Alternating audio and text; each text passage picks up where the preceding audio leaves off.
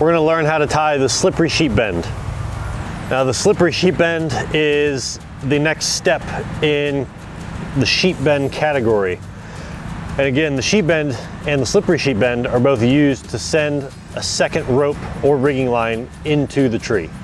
To tie the slippery sheet bend, it's going to be the same procedure as starting the sheet bend.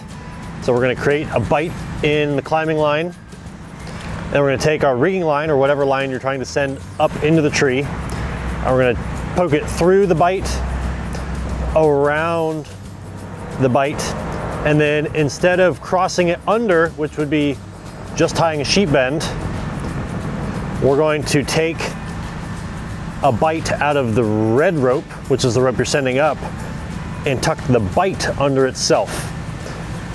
Then we're going to dress this slowly, making sure we don't lose the bite, like that. And what that allows me to do is pull on this end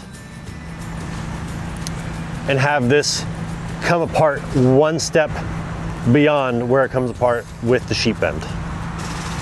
And that is how you tie the slippery sheet bend.